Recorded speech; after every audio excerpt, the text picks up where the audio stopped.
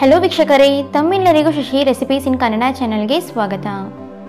ಇವತ್ತು ಈ ವಿಡಿಯೋ ಮೂಲಕ ತಮ್ಮೆಲ್ಲರಿಗೂ ಡಿಫ್ರೆಂಟ್ ಆದಂತಹ ರವೆ ಹಲ್ವಾನ ಯಾವ ರೀತಿ ಮಾಡೋದು ಅಂತ ತೋರಿಸ್ಕೊಡ್ತಾ ಇದ್ದೀವಿ. ಹಾಗಿದ್ರೆ ಬನ್ನಿ, ಈ ರೆಸಿಪಿ ಮಾಡಲಿಕ್ಕೆ ಏನೆಲ್ಲ ಪದಾರ್ಥಗಳು ಬೇಕು ಹಾಗೆ ಮಾಡುವಂಥ ವಿಧಾನವನ್ನು ನೋಡೋಣ.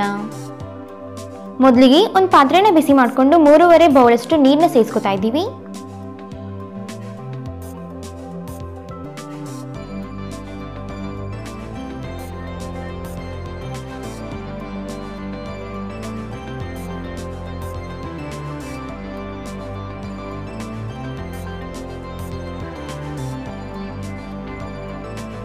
ನೀರನ್ನ ಸೇರಿಸಾದ ನಂತರ ಏಲಕ್ಕಿನ ಹಾಕೋತಾ ಇದ್ದೀವಿ.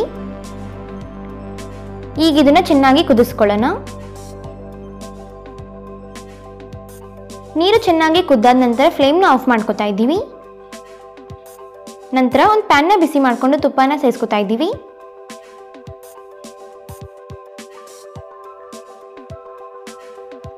ತುಪ್ಪ ಬಿಸಿಯಾದ ನಂತರ ಬಾದಾಮಿನ ಸೇರಿಸ್ಕೊತಾ ಇದ್ದೀವಿ.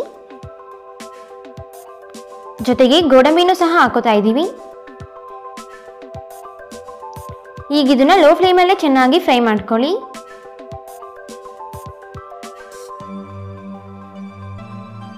ಗೋಡಂಬಿ ಹಾಗೂ ಬಾದಾಮಿ ಫ್ರೈ ಆದ ನಂತರ ದ್ರಾಕ್ಷಿನ ಹಾಕೋತಾ ಇದ್ದೀವಿ.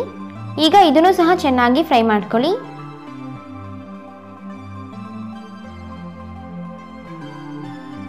ಎಲ್ಲ ಪದಾರ್ಥಗಳು ಚೆನ್ನಾಗಿ ಫ್ರೈ ಆದ ನಂತರ ಒಂದು ಬೌಲ್ಗೆ ಸೇರಿಸ್ಕೊತಾ ಇದ್ದೀವಿ. ನಂತರ ಅದೇ ಪ್ಯಾನ್ಗೆ 1 ಬೌಲಷ್ಟು ಚಿರೋಟಿ ರವೆನ ಸೇರಿಸ್ಕೊತಾ ಇದ್ದೀವಿ. ಹಾಗೆ 1 ಟೇಬಲ್ ಸ್ಪೂನ್ ಅಷ್ಟು ಗೋಧಿ ಹಿಟ್ಟನ್ನ ಹಾಕೋತಾ ಇದ್ದೀವಿ. ಈಗ ಇದನ್ನ ಲೋ ಫ್ಲೇಮಲ್ಲಿ ಚೆನ್ನಾಗಿ ಹುರ್ಕೊಳ್ಳಿ.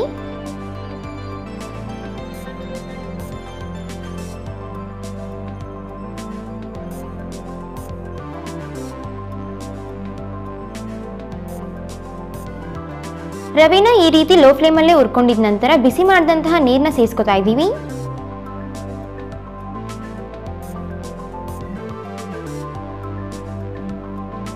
ಈಗ ಒಂಚೂರು ಗಂಟಾಗದೆ ಇರೋ ತರ ಮಿಕ್ಸ್ ಮಾಡ್ಕೋಬೇಕು.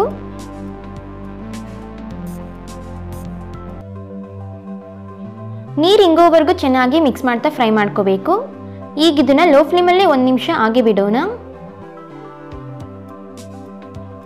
1 ನಿಮಿಷದ ನಂತರ ನಾವಿಲ್ಲಿ 1 ಬೌಲಷ್ಟು ಸಕ್ಕರೆನ ಹಾಕೋತಾ ಇದ್ದೀವಿ. ಈಗ ಇದನ್ನು ಸಹ ಚೆನ್ನಾಗಿ ಮಿಕ್ಸ್ ಮಾಡ್ತಾ ಫ್ರೈ ಮಾಡ್ಕೊಳ್ಳೋಣ.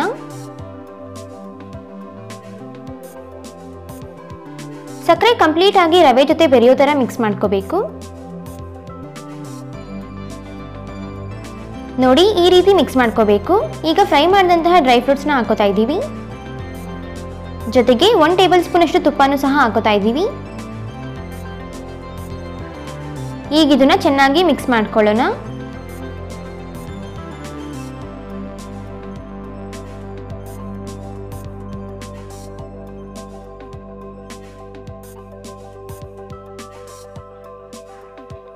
ಚೆನ್ನಾಗಿ ಮಿಕ್ಸ್ ಮಾಡಿದ ನಂತರ ನೀವಿಲ್ಲಿ ನೋಡ್ತಿರಬಹುದು, ಕಂಪ್ಲೀಟ್ ಆಗಿ ರವೆ ಹಲ್ವಾ ರೆಡಿ ಆಗಿದೆ. ನೋಡಿದ್ರಲ್ಲ ವೀಕ್ಷಕರೇ, ಡಿಫ್ರೆಂಟ್ ಆಗಿ ರವೆ ಹಲ್ವಾನ ಯಾವ ರೀತಿ ಮಾಡಬಹುದು ಅಂತ. ಹಾಗಿದ್ರೆ ಇವತ್ತು ನಾವು ಮಾಡಿ ತಿಳಿಸಿಕೊಟ್ಟಂತಹ ಈ ರೆಸಿಪಿ ತಮ್ಮೆಲ್ಲರಿಗೂ ಇಷ್ಟ ಆಗಿದೆ ಅಂತ ಅನ್ಕೊಂತೀನಿ. ಇಷ್ಟ ಆಗಿದ್ರೆ ಈ ವಿಡಿಯೋಗೊಂದು ಲೈಕ್ ಕೊಡಿ. ಹಾಗೆ ತಮ್ಮ ಅನಿಸಿಕೆ ಅಭಿಪ್ರಾಯಗಳನ್ನ ಕಮೆಂಟ್ ಬಾಕ್ಸಲ್ಲಿ ಕಮೆಂಟ್ ಮಾಡಿ. ಅಷ್ಟೇ ಅಲ್ಲ, ಈ ವಿಡಿಯೋನ ಮತ್ತೊಬ್ಬರಿಗೂ ಹೆಲ್ಪ್ ಆಗೋ ಹಾಗೆ ಶೇರ್ ಮಾಡಿ ಅಂತ ಕೇಳ್ಕೊತಾ ಇದ್ದೀನಿ. ಮತ್ತಷ್ಟು ಹೊಸ ರೆಸಿಪಿಗಳಿಗೋಸ್ಕರ ನಮ್ಮ ಚಾನಲ್ನ ಸಬ್ಸ್ಕ್ರೈಬ್ ಮಾಡೋದನ್ನ ಮರಿಬೇಡಿ. Thank you.